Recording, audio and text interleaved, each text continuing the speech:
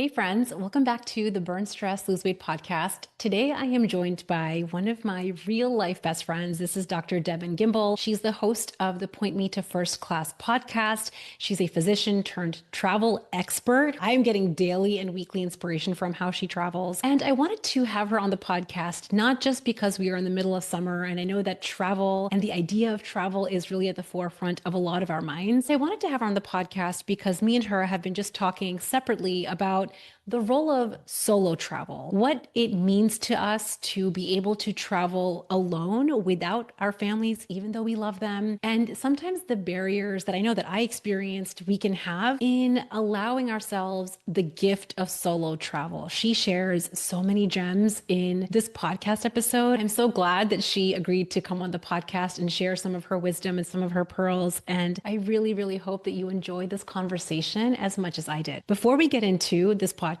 episode, if you do feel a little bit bit by the travel bug and you know that you want a solo trip on the books that is just for you, we are actually hosting the Unstoppable Retreat this October. It's October 2nd to the 5th in Cabo, Mexico. And I haven't talked about it much on the podcast at all because up until recently, the retreat was completely sold out. We were actually able to snap up 3 more rooms for our retreat. And so I wanted to share it with all of you. If you know that you have been wanting to have something on your calendar that is just for you, where you get a break from your life as a busy professional, as a mom in the workplace, you want to have a place to explore some of what we talk about in today's episode, and you can go and learn all about the retreat over at burnstressloseweight.com/retreat. Without further ado, let's get into my conversation with Dr. Devon Gimbel. Hey friends, welcome back to the podcast. I have one of my literal favorite people in the whole wide world. This is Dr. Devon Gimbel. She's going to introduce herself in just a second, but I just generally, I cannot even say enough things, how much I adore you, how much I love talking to you. You've become one of my best friends over the last, I think, year. Is really, we have taken our friendship kind of,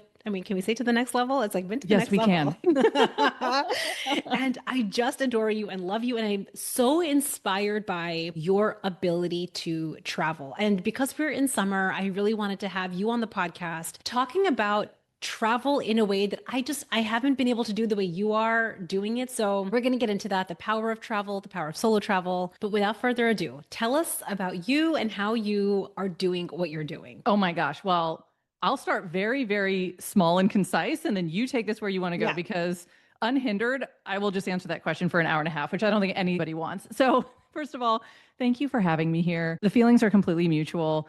I adore you. You are phenomenal, as I'm sure everybody who listens to this podcast knows. But my name is Devon Gimbel. I am a double board certified physician. So I'm board certified in anatomic pathology and dermatopathology, which is probably one of now the less interesting things about me. I practiced very kind of traditional clinical medicine for a number of years outside of training, and I now have actually transitioned entirely outside of medical practice. I have now started my own business. It's called Point Me to First Class. And in that business, I teach other women, especially women physicians, women small business owners, how to travel the world using credit card points. But my love of travel predates my having started this business by decades. This is one of those things when I think back to kind of who was I before the world started telling me, who I should be. I think we all go through, these developmental stages about who we are before we start receiving a lot of messages from our families of origin, from society, yada, yada, yada. And I have this really visual image of myself as a really young child. So I grew up in the 80s and 90s.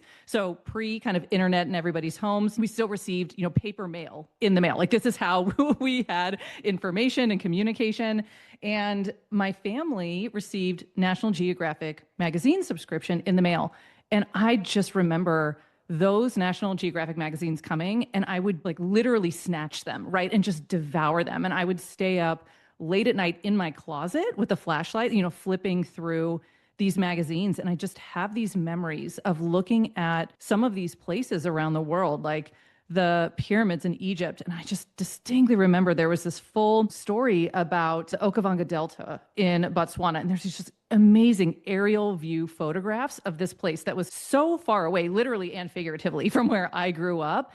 And just always having this sense and this desire that this world is a huge place. It is so much bigger than this place where I'm growing up, the state where I'm growing up, this country where I'm growing up. And I just always had this like insatiable desire to go out and explore it, even, I mean, years before I had any means to do so. So this is really kind of one of those things I feel like is so core to who I am as a human being. Yeah. And I remember because you've been on the podcast before to talk about credit card points. So if you have not heard that episode, my friends, we'll link it in the show notes. I remember you shared in that podcast episode that you didn't grow up traveling No. a lot. So like you kind of had this interest and this clear fascination with the little gems around the world that it had to offer. And it's like clearly you had a desire for it, but it's not like you were living in a family or had the economic means or even like the social setup to travel with your family. So at what point did you start to decide, I don't want this to just kind of be kind of a gem in my head. I really want to take this now actively. And how did that fold into you as you kind of were growing up into like young adult life and adult life? Yeah, and I don't even know if it was ever this really kind of distinct, deliberate decision, right? So just as a little bit of context and background, like I mentioned, I grew up in the 80s and 90s. I was the youngest of two kids, being raised by a single mother. We were not really financially that well resourced. And growing up in Southern California at that time was honestly a really weird experience because Southern California in general, especially in the 80s and 90s, I felt like it was this culture of just wealth and conspicuous consumption. And, there's Beverly Hills and sort of that whole interesting environment about people with just extraordinary wealth, right? And I think this was also a time period, again, where people were really interested in displaying how much wealth they had by spending it. And so I always felt out of place. I always felt like the weird kid whose family wasn't like everybody else's family and didn't have access to the same things other people had access to. And I'm sure there's a lot of people who think back to middle school and high school as not like their prime years. And that was certainly the case for me. And I would just remember things like, being in the locker room where we had to change for our PE classes. And after a school break, hearing someone like just really nonchalantly talking about how, over winter break, they had gone on a safari to Kenya with their family and they had flown on their private jet and yada, yada, yada. And it was just so inconceivable to me personally, because our travel growing up, if we did travel, was road trips. I think the beautiful thing about Southern California is we have so many natural resources in that area. So we would drive to Joshua Tree or we would drive up the coast and we would literally camp, like the kind of camp where you set up a tent and there's no bathroom. I was going to say, is there a tent involved in this? Yeah, like no type of experience that even as a child I ever wanted to duplicate or replicate. Yeah. But again, I think that I had these kind of two concepts in my mind. One being that it did always seem to me that the world was so much bigger than Southern California. And I think a lot of growing up, especially being a Californian, even though I really hadn't traveled extensively outside the state, I also felt like there, at least at that time, there was this very kind of Californian attitude that California was, in fact, the center of the universe. And because I felt so much like out of place there, like I never felt like I belonged anywhere. I never felt like, oh, wow, this is a place where I fit.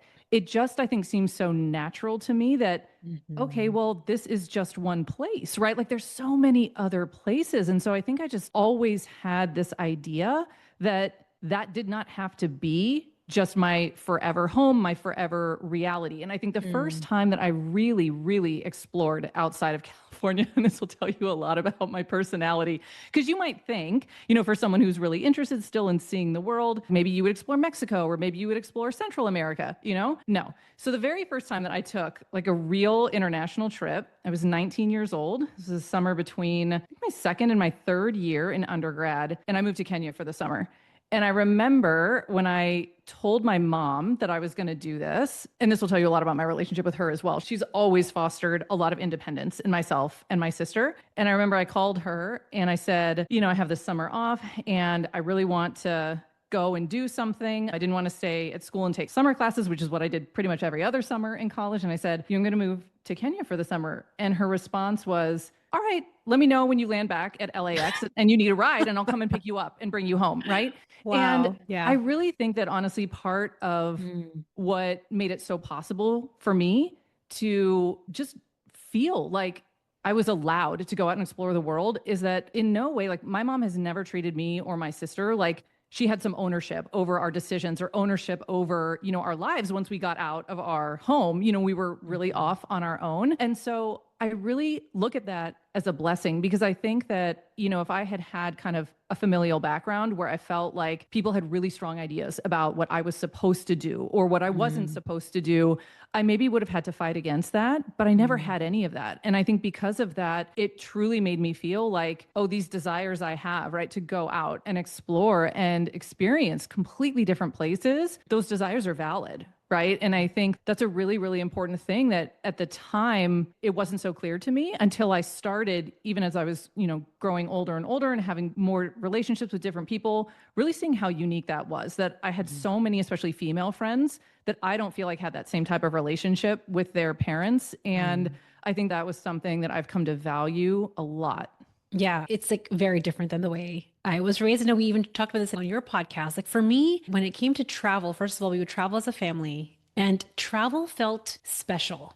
So it's not that we didn't travel. I think you had a young childhood where you did a lot of driving trips and a lot of camping trips. We would do the occasional travel, but it was so rare that it felt like it had to be really earned. Or somehow, like especially a trip to India, that would be kind of our main big family trip. We would try to go once per year. We, of course, traveled in the lowest of lowest economy that's even available. If there was basic economy, that's what we were traveling. I remember I used to sleep on the floor. My mom would find a little kind of square space and like she would set up camp. She was that mom. She would set up camp and like we would sleep on the floor of the airplane. And I think I inadvertently learned a lesson that travel is rare.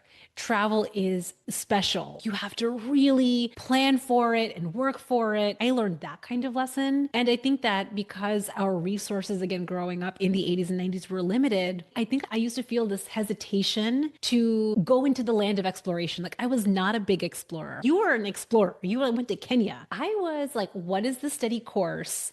I'm not going to explore. You just tell me what to do. I'm just going to go do it. And I lived that life for such a long time, up until a few years ago, that I don't even think I knew about the fact that there were so many gems in the world. I just want to go to the difference between traveling when you were kind of in college or before medical school. I know you took some time to go travel versus traveling now as an adult. I think traveling in young adult life is such a different experience than when you have a family and responsibilities. Like, what do you think has been your biggest differences, like both pros and cons? Oh, yeah. I mean, the differences are so stark. So, as you mentioned, when I was traveling when I was younger, so I lived for that summer in Kenya. And then actually, kind of the next big thing I did was that I took around 2 years off in between undergrad and medical school. So, I was one of those kids who, again, growing up, all I ever wanted to be was a doctor. I was so beyond type A. It's not even funny. And I went into undergrad very much focused on this is going to lead me to medical school. But I also had sort of this sense or this understanding that, once I started medical school, once I started truly that path of med school, residency, fellowship, attending hood, it probably was not going to be likely that I was going to have extended periods of time where I could travel. And so I made this really deliberate decision to not go straight from undergrad into medical school. And so I took about 2 years off in between. And I was basically as nomadic as I could be during those 2 years. I would come home for those kind of benchmarks in the med school application process that I had to be home for. So I remember, submitting all of my primary applications and then disappearing. And then I would come home for that period of time that then you would have to fill out and submit the secondary applications. And then I would disappear. And then I would come back for the med school interviews. And I lived in two main places during that period. I spent about 6 months on and off living in Southeast Asia, which was probably the single most positive, transformative, formative experience that I had ever had, as a human being, as a young woman. It was just the absolute, I think, best experience I could have had at that period of my life.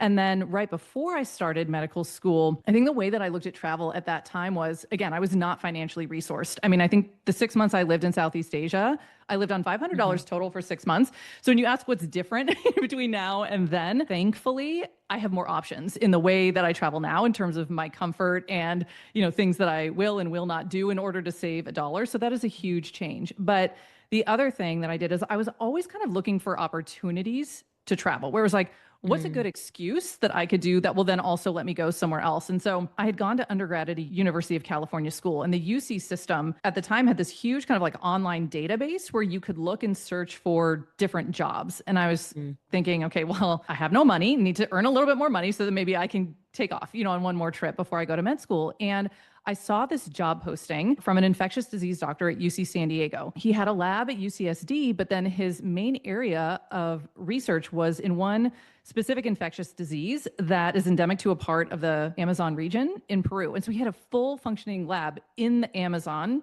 in Peru. And he had this job listing for a very low level, like research something. And I was like, I don't even sign me up. Right? And I remember I applied for the job and he interviewed me and, he was telling me about kind of what the research project consisted of. And, he was really trying to downplay the on-site part in Peru. And he was really trying to focus on like the state of the art facilities at UC San Diego and how that's where you're doing most of the work and all this stuff. And he asked me kind of at the end, do you have any questions or are you interested? And I remember saying to him, I'm very interested as long as I don't have to spend any time at the lab in San Diego. Like, can you please make sure that I go, put me on site, in Peru. Yeah. And I went and ended up doing infectious disease research, in Peru for a couple of months, which on the one hand was just intellectually fascinating, relevant to, wanting to be a doctor. But I mean, the truth is I was looking for an excuse to go live somewhere else, and the fact that I had sort of bare level support from this research grant, to be able to live in a place while I was there. There was like this tiny little stipend that came with it. But at the same time, that was more than I needed, And at that time in my life, for me, it was very much, I think about it as like travel by any means necessary. I'm like, any opportunity, any sort of way, that I can get to go somewhere that I want to go and explore, I am there. But again, in terms of, actual financial resources, they were so limited that really kind of dictated how I got where I was going. And, I remember taking in Southeast Asia, specifically taking overnight buses in between cities because that was cheaper than having to pay for, a place to stay for the night. And it was fine. It worked. I was like in my early 20s. And it was just such a fun way to go around. And that's not how I travel anymore. Parts of it I miss, parts of it I don't miss so much. Right. You have a lot more resources now, but also a lot more responsibilities. Absolutely. The whole get up and go, just drop everything, grab that ticket when you can is a huge shift, especially in professional career, but also if you're a mom, if you have a family, if you have other responsibilities to travel that way now. Yeah. And I think for me, as much as so much of the way that I travel now certainly is incredible for me and amazing. I think the one thing that I miss so much from that earlier period of my life was when I was traveling completely solo. So I got to make every single decision. And especially during that period that I took time off in between undergrad and med school, I did that so that I wouldn't be rushed. And there's something about being able to go to a place and say, I don't have to come back in 6 days, right? I have weeks, I have months to just go at my own pace and explore this place. That's the piece that I miss the most because even though I still travel solo quite a bit, even though I travel with my family, and I love that, the one thing that I don't do and we don't do now is spend weeks or months in a place. And that type of travel experience to me has been one of the biggest shifts in my travel patterns now, that as much as I have access to so much more when I am traveling now, the thing I don't have access to is just that just unbridled open-ended possibility in terms of just the amount of time that I can take for a given trip. And I hope that, in another phase of life that may come back again, but that's just not the way I travel right now in this period of my life. Yeah. I feel like one of our biggest issues right now is we are trying to plan travel when we do family travel around schedules and holidays. And we're trying to cram things in during summer break or fall break or winter break. And the good thing is my husband and I are pretty good about just pulling the kids out of school because we feel like the experience of travel far, at least at the age they're at now, far outpaces what they are going to get in school. But also I think what I have realized, because up until a few years ago, I only did family travel. I never did solo travel the way you have. So it's like such a wild experience to even hear that you had it's like a lifetime of travel experiences that I have yet to have, which is why I'm like, Devon, teach me your ways. I want to go do all this. But up until I think basically 2020, I had not done any solo trips. Really, I mean, it's kind of nuts when I think I was a full-on adult and all of the trips had either been with my family of origin, like my parents and my brother, or like once I got married, it was with my husband, and then it was with when we had kids. And I think that for me, going from the family trip, which I also love doing, to experiencing solo travel unlocked something that I was not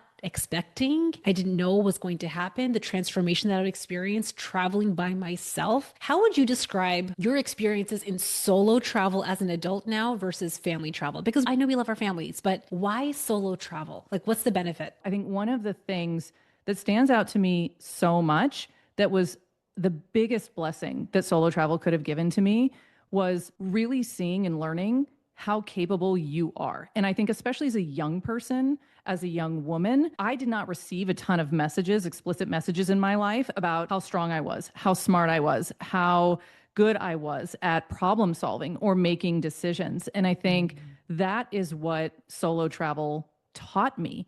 And so, when I then kind of transitioned a little bit later then in my life, once I was married, once I had kids, once we started doing more family travel, I think that one of the things I do not get when I family travel is that actual connection, that like deep connection to me and myself, because you're surrounded with other people and you're making so many decisions based on other people. And especially for me, my kids now are 9 and 6, but they're still little, right? So when we're traveling, I'm making so many decisions about what do I think is going to be the easiest for them in terms of travel demands? What do I think is going to be comfortable for them and fun for them?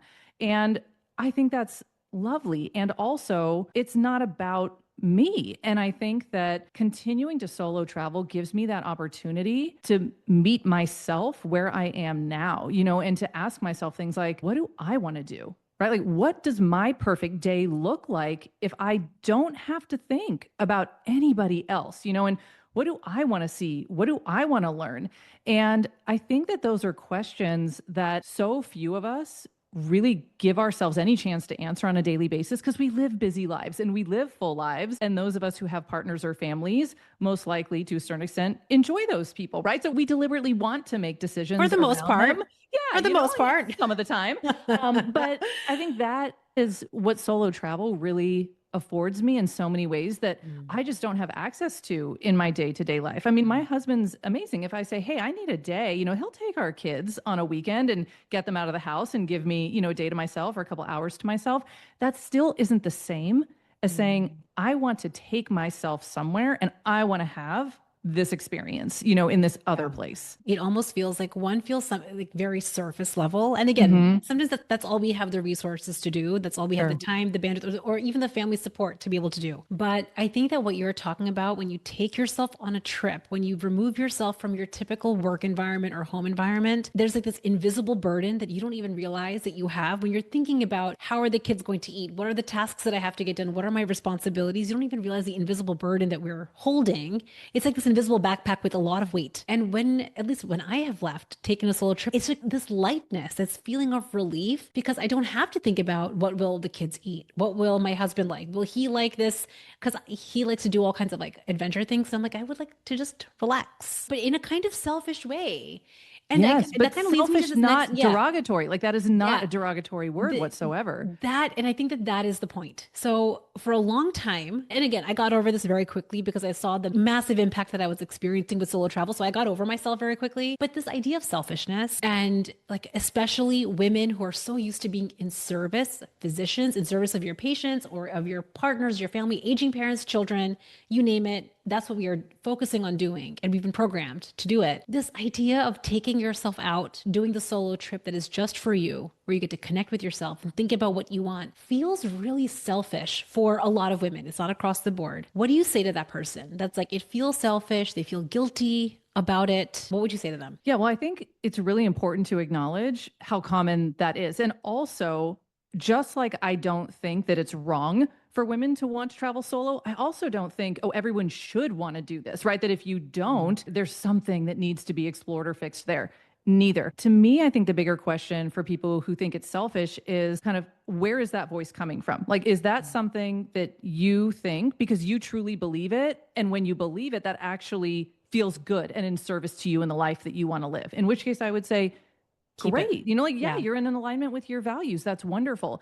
I think a lot of the time where that message is coming from, it's not actually authentic to us and the values that we personally hold. And I think that is where there's that opportunity to say, wow, wait a minute, like, have I ever actually explicitly been told this? And do I even agree with it? Or is this one of those implicit messages that it just seems like everybody agrees with? And even so, just what do I think about this? Because I think a lot of it comes down to that kind of connotation of the word selfish, because I think a lot of times we hear that word only with a negative connotation, that selfish means you don't care about other people. It means that you care more about yourself than you do other people. And that is bad, right? I think that we all should be selfish to a certain degree. You know, if you are only ever selfless, I would argue that probably the vast majority of people who fall into that category, it's not because it's authentic to them. And they end up feeling really bitter and really resentful.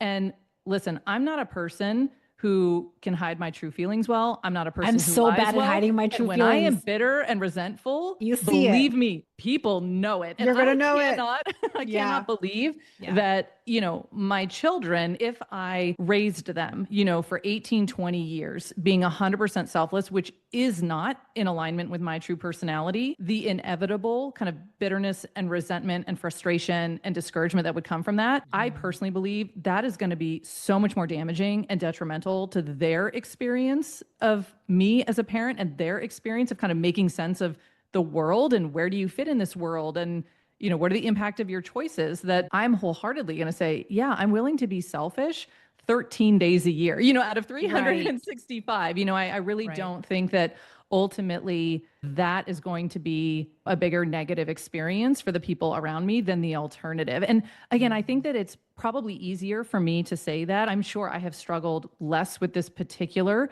kind of feeling or problem than other people have. And I want to acknowledge that. And I think it's because I did grow up so independent and I did live kind of as a single adult female, making all my own decisions for myself for a really long period of time. And so I think for me personally, it would feel more out of place to have completely abandoned. Do you know what I mean? Like that kind of perspective. But I also acknowledge everybody's coming from a different background and a different experience. And I very much believe that there are women walking around out there who never were told or never saw that it was a possibility that you could do something just for yourself and not be made to feel like a terrible human being for that. And I think that that is a huge challenge to overcome. Yeah. I think one of the lessons that I didn't realize I had learned until I had to really get over my guilt and my thoughts about traveling alone and the burden it's placing on my husband and all of those things was I learned that the big people in my life were very self-sacrificing. So growing up, you know, my mom was a stay-at-home mom up until high school, which is when she kind of went back and got a job. And I just saw this like self-sacrificing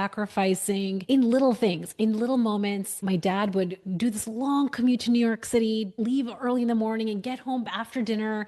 So I just learned to be a quote unquote good human or to be valuable or worthy. Somehow you have to be having a self-sacrificing component to it. And I didn't even, it was such an invisible lesson that I learned. And I think what I've started to see is if you're like actually not feeling fulfilled in you, if you're not feeling satisfied for you, what could possibly be good about that? We can't put our best out there if we're not feeling those emotions. And I think that that's for me, I think that's why I was like, we need to get over this because I can feel like I'm on the brink of unlocking some of the best parts of me. It's been hidden for years. It has been living under a pile of medical school books that I just didn't even know. There were gems around the world that I did not even know about. I want to experience that for me. And a huge part of that was after my daughter was born. My son was 3, she was 0. They're 3 years apart. And I remember thinking, what do I want for her? Like when she's older, as she's getting older, what do I want for her? I want her to explore every corner of the world if she wants it.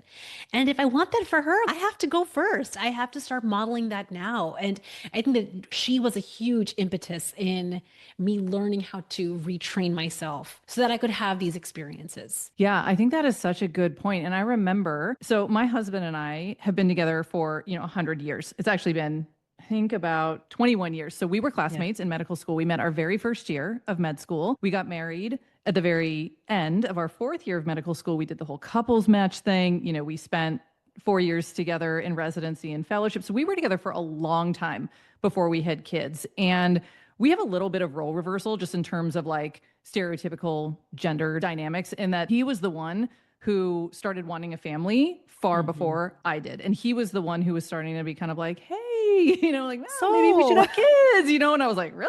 You and me are so similar, by the way, in all of these ways. It's like crazy. Okay, keep going. And he, now that we have kids, I mean, he's the maternal one, right? He is the one where it's like, if a kid is crying, if a kid is upset, a kid wakes up in the middle of the night and needs something, it's always dad. And I love that. Like, I love that he can be that role and they can experience him in that role.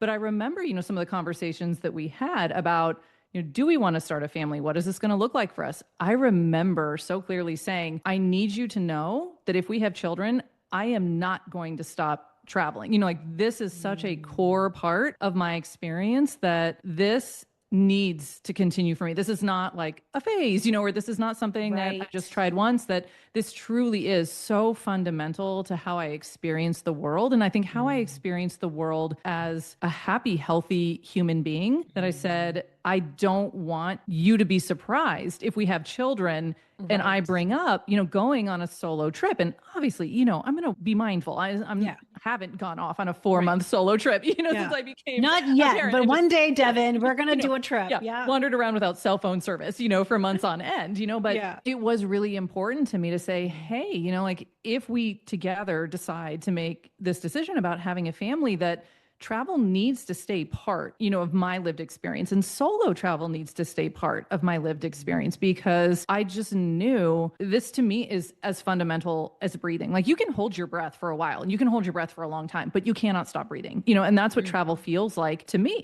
like, no, I don't need to be on a plane every single weekend, but I definitely have this calibration where if it's been a certain amount of time since I've traveled, especially international travel, because that's really truly what's so valuable to me, I feel this visceral change in myself, and I see the change in my mood, and I see the change in my patience, and just all of the things. And so, I think that was a really important conversation for us to have, just to say, okay, yes, we are growing. Our lives are going to change. And also, here are the things that I still need to maintain, in order, again, to be my kind of healthy version of me. I'm just thinking a lot about like the role of communicating with your core family. Like what you had this conversation before you had kids. Yeah. So that was like very responsible, like, hey, by the way, this is like a core value of mine. And, then that's when your partner gets to decide like, okay, am I willing to have this? Like, does this feel like aligned with their values? And I think that that's like amazing when we can do that. I feel like I pulled a fast one over on my husband because before we had kids, we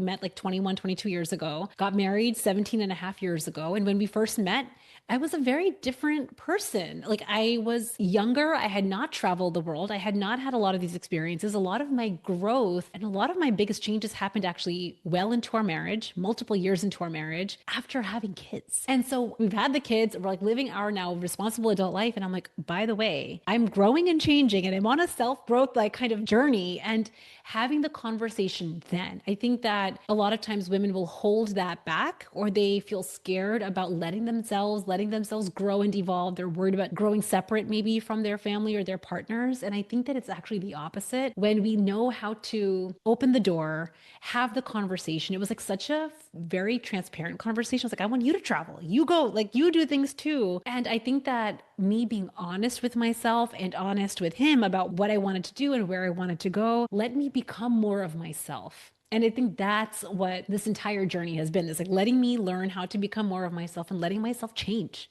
which is, I feel like we don't let ourselves change near enough than we want to. Yeah. And I think that this is so common. I mean, probably for all humans, but I think my only frame of reference is sort of the human who goes through the medical education process, and I think this is so true for so many of us in medicine, because like you said, there is just this prescribed predictive path, right? It's like go to undergrad, take these classes, take these tests, go into medical school. This is the next thing, go into residency, and then you're a grown up, and then you got to be the grown up, right? And do the doctor thing that we all trained to do. And I think that the easy thing would be to just keep doing the same thing over and over and over again. And again, for people where that actually feels good to them, wonderful, right? Like don't change for the sake of changing, or, like turn over the apple cart for no reason. But I think for so many of us, we aren't the same exact person we were 5, 10, 20 years ago. And because the medical education system is so prescribed and so rigid, I don't think that as many of us have had those opportunities to really say, wait, like, who am I now? And like, what do I want now? Or what don't I even know about myself right now that I want to go out and explore and discover? And certainly I don't think you have to travel to do that, but I think travel makes answering those questions so much easier. Yeah, it's almost like you get to re-decide that this is the life that I want. It's like you get to re-choose. Like, I want to make these decisions, like an intentionality rather than just kind of going through your life and just passing through like a leaf blowing in the wind. One of the things that I realized, because I had that idea that you need to earn, you have to you have to work really hard to earn travel, to earn that trip. And a little thing came up for you last week, and it completely inspired a whole concept. I'm like, gee, we're actually talking about the I'm glad because podcast. it did not inspire the same concept for me, I and I needed it to, and it It just did not. inspired the whole, I mean, there's a podcast episode coming out either next week or the week after. It's called The Plane Ticket to Paris. That's the title. Devon's going to tell the story in just a second. But in a nutshell, knowing that you have travel planned, solo travel planned, this was like the proverbial, figurative, not real, like plane ticket to Paris. If you knew you were going to get that amount of joy and pleasure and rest and solo time, how would you show up in your work life, in your mom life, at home, in your focus with the work you have? And I've taken this one concept. I have been more productive because I've taken this plane ticket to Paris analogy. I've run with it. I've gotten more done in the last 7 days than I think I have in the last 2 months because I've told myself this is our proverbial plane ticket to Paris. And it's letting me be so much more focused because I have this amazing thing to look forward to. So maybe you haven't had the exact same experience. No, I haven't. What has been your, like, when you know you're boarding, you told me, like, I'm boarding this flight. It's leaving on Friday. I need to get all these things done. Yeah. Do you feel like that put a little bit of a fire under your butt to like knock some things out, or do you feel like it didn't make any difference at all? I feel like it should have. It probably didn't as much for me as it has for you. So I'm really thrilled that I know. I keep telling them the Same plane with ticket to you. Paris is amazing. So productive. But I will say this, that I think, when I plan trips, especially solo trips, and I know that I have this thing coming up because when it's a solo trip, it's exactly what I want. I get to build this whole experience around what sounds fun to me. What would I be the most excited to do? So I will say that when I have especially solo trips planned, it gives me almost this like deeper connection to just honoring, yes, this is what I want to do. And when I feel kind of aligned in that space, I think the thing that it does for me is it gives me so much more appreciation for just the decisions then that I do have to make in the meantime and the things that I still need to get done and kind of the relationships that I still have in my day-to-day life. And so I think that it is so much easier for me to enjoy doing my day-to-day things and to really feel connected, especially to my family, when I have kind of that expression of this piece of myself, that I really got to get in touch with in terms of planning a trip. Now, I will say that I wish it had the same exact effect where, just for context sake, I had sent this huge long voice memo to Priyanka about this insane trip that I was taking that was actually quite enjoyable for me, but most people would probably not like it whatsoever. But it involved taking multiple different plane rides. And I had, my first plane was departing at a specific time. And I said to her, okay, this plane's taking off. This is not negotiable. It's not like I can ask it to wait a day because I didn't get enough work done.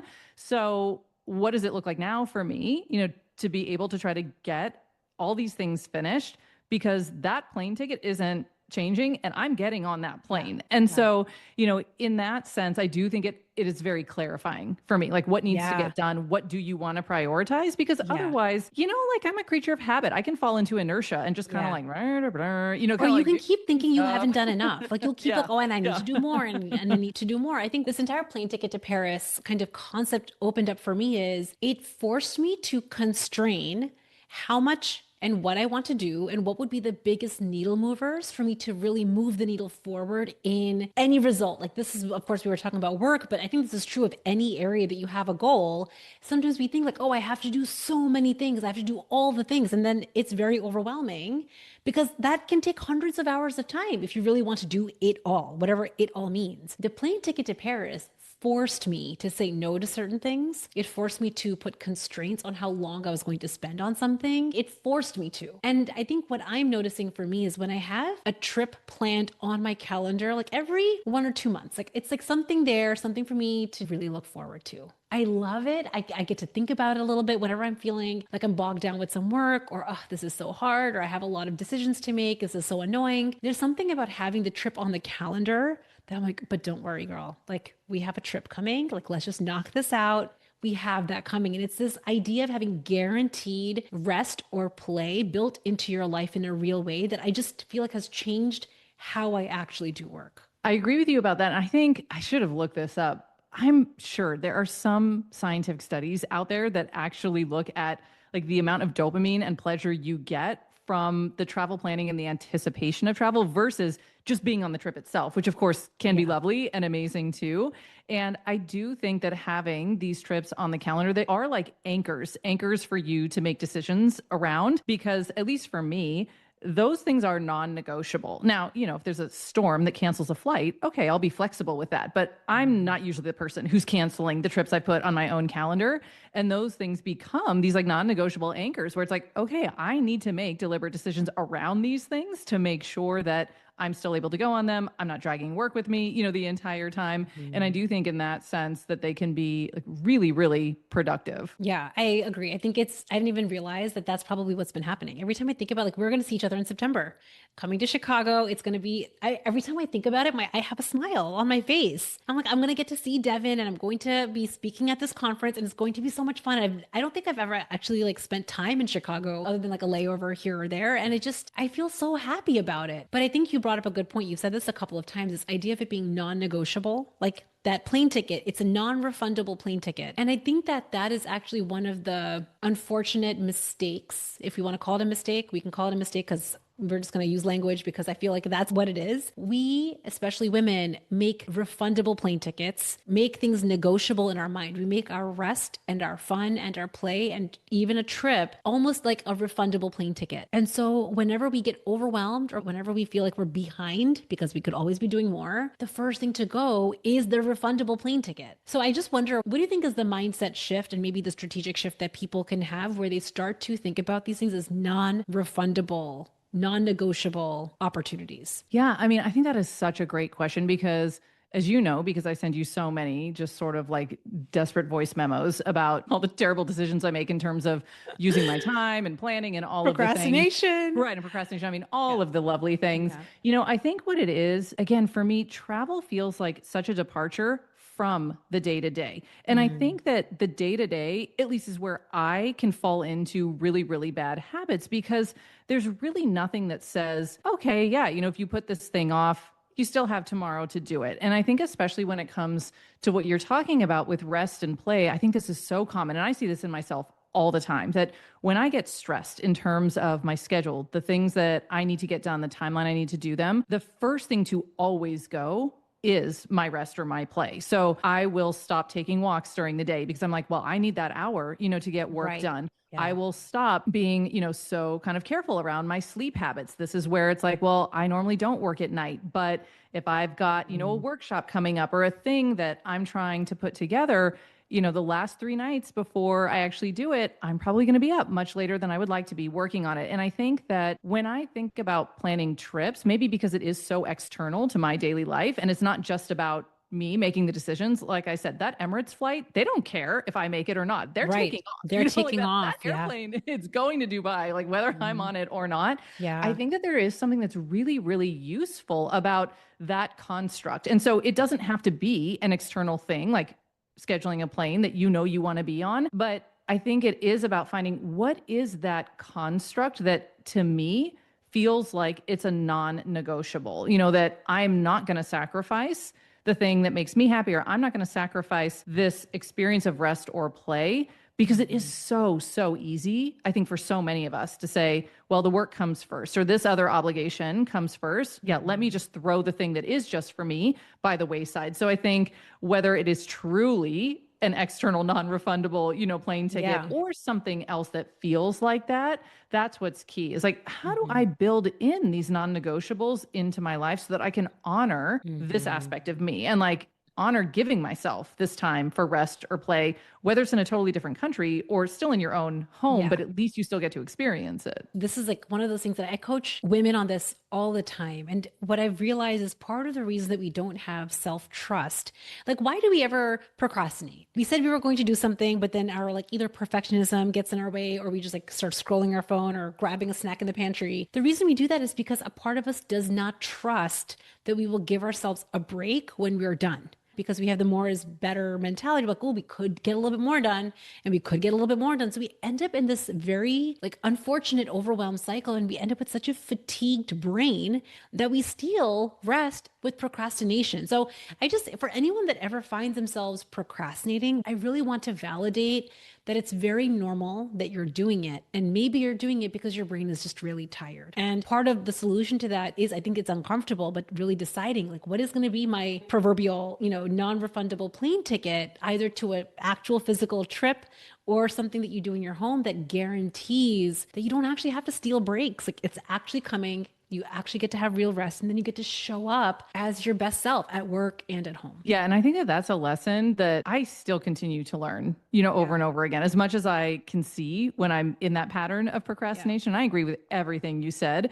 And I just want to acknowledge that if anyone else listening can relate to this, this is not like oh, you see it and then you fix it. Maybe No. if you're like that, that's amazing. I am not like that. I keep kind of making that same, I don't want to call it a mistake, but I keep kind of creating that pattern again and again and again. And so if procrastination, if, learning to prioritize yourself in certain times and certain elements is challenging, I can certainly relate to that. And that's something that I am consistently working on and begging for help from Priyanka about, because I just do it over and over and over again. But I think this is part of what we get to see about our own patterns, and work on an ongoing basis. You learn that like that phrase in medical school, see one, do one, teach one. And I think that that's such a false narrative for how human brains learn. I think we have to learn by we try it, and then all of the real reasons, all the obstacles, all the sticky, messy moments will come up, and then we'll like not do it, and we'll procrastinate again and again and again and again.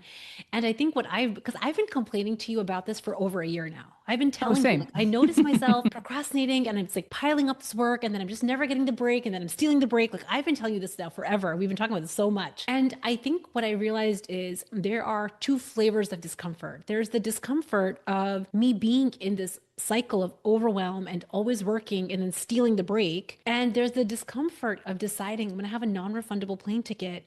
And I know that that's uncomfortable for me. And I'm not used to doing that. And I'm used to needing to earn it. And I'm used to feeling guilty about it. But it's like we get to just decide which flavor of discomfort am I going to choose this time, and which one would get me more of what I want, which one would like unlock more of me. And I think what I'm noticing is the non-refundable plane ticket, the solo trip is just like where we get to get, I think, the best of all of it. Yes, I agree with you completely. I love it. Okay, so Devon, how can we hear from you more? Tell us about your podcast. Tell us anything else, any last thoughts you have about solo travel, and how can people find you?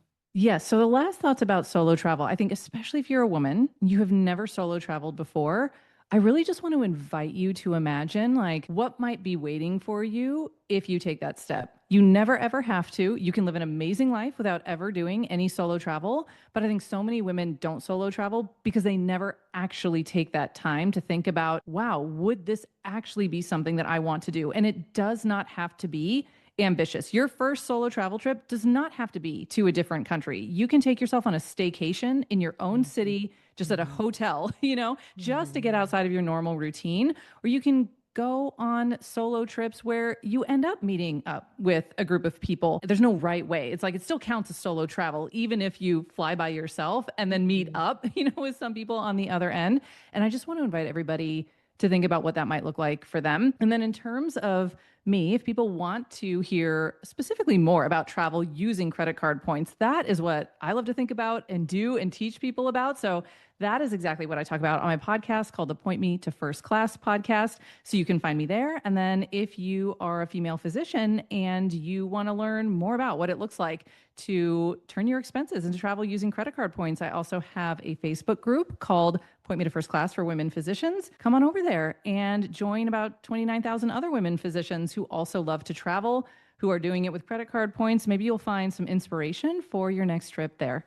I love it. I have learned, and I feel like I'm such a novice. Like I still ask you to like, I'm like, what's that acronym again? Because like people that know the lingo, like what does a sub stand for again? Like random. Like I was at that level. I feel like before I even understood that. Wait a second. As a busy professional, I have very normal life expenses. I have very normal business expenses. If I can just use a credit card to earn points, like I did not even understand that there was a whole world out there. And I know.